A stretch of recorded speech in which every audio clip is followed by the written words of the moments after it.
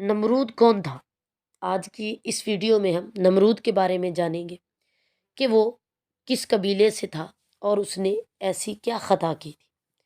اعوذ باللہ من الشیطان الرجیم، بسم اللہ الرحمن الرحیم۔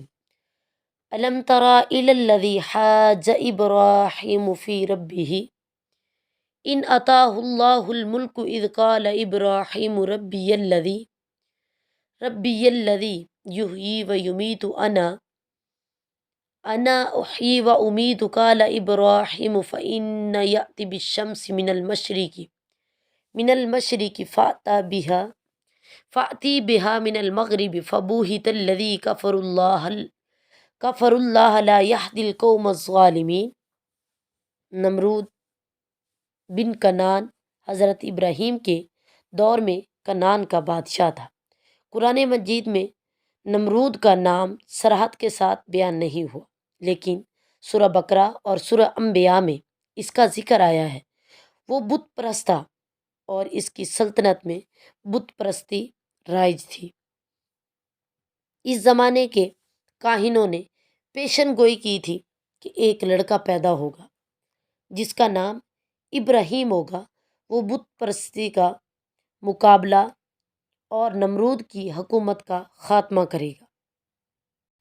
نمرود نے ابراہیم کے خوف سے تمام نومولود بچوں کو قتل کرنے کا حکم دیا، لیکن ابراہیم کی ولادت نمرود اور اس کے کارندوں پر مخفی رہی۔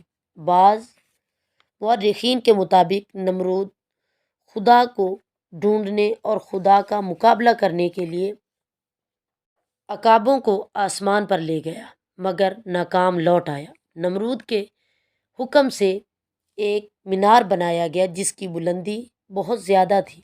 یہ مینار بابل کے نام سے مشہور ہے۔ آخر کار ایک مچھر نمرود کے ناک کے اندر داخل ہوا، اللہ کے حکم سے اس کی ہلاکت کا باعث بنا۔ نمرود بن کنان بن کوش بن سام بن نو، جو ابراہیم علیہ السلام کے دور میں کنان کا بادشاہ تھا۔ بعض مورخین نمرود کو حام بن نو کا پوتا قرار دیتے ہیں۔ نمرود حضرت ابراہیم کے چچا زاد تھے۔ ایرانی لوگ جو ہیں وہ نمرود کو فریدون کے لقب سے یاد کرتے ہیں۔ بعض مصادر میں اس کو حضرت ابراہیم کے دور کے فرعون کے نام سے بھی یاد کیا جاتا ہے۔ نمرود کی بادشاہی کی مدت کے بارے میں اختلاف پایا جاتا ہے۔ اس حوالے سے بعض نے 400 سال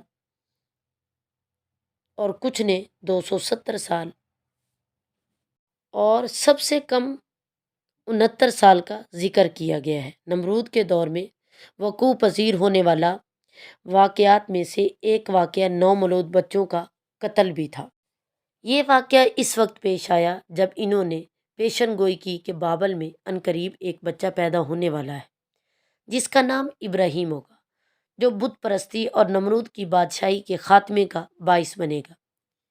اس پیشن گوئی کے بعد نمرود نے تمام حاملہ عورتوں کو جمع کرنے اور ان سے نومولود پیدا ہونے والے بچوں کو قتل کرنے کا حکم دیا۔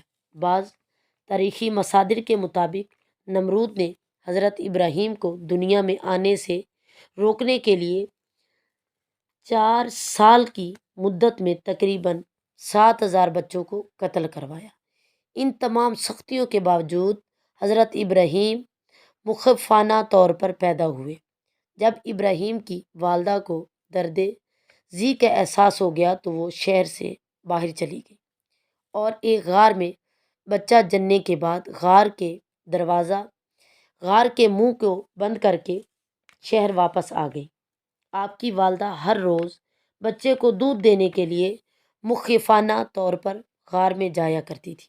بعض تاریخوں میں بتایا جاتا ہے کہ حضرت ابراہیم کی ولادت کے بارے میں آیا ہے کہ نمرود نے نومولود بچوں کے اوپر صحیح نگرانی کی خاطر اپنے سمیت تمام مردوں کو شہر سے باہر نکال دیا اور تمام عورتوں پر کڑی نگرانی شروع کروا دی۔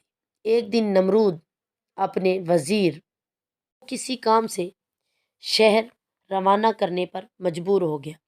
اسے شہر جانے سے پہلے تاکید کی کہ وہ اپنی بیوی کے پاس نہیں جائے گا، لیکن اس کا وزیر شہر میں داخل ہونے کے بعد بیوی کے پاس چلے گیا، جس سے اس کی بیوی حاملہ ہو گئی۔ وہ اپنی بیوی کو شہر سے دور کسی غار میں لے گیا اور وہاں اس نے کھانے پینے اور دیگر چیزیں اسے مہیا کی۔ کچھ عرصے بعد جب نمرود کے کاہنوں نے پیشن گوئی کی کہ یہ بات غلط ہے، جب اس کو یہ یقین ہو گیا تو وہ دوسرے مردوں کے ساتھ شہر لوٹ آیا۔ اسے اس زمانے میں ابراہیم علیہ السلام کا غار میں پیدا ہونے کا علم نہیں تھا، جبکہ حضرت ابراہیم علیہ السلام غار میں پیدا ہو چکے تھے۔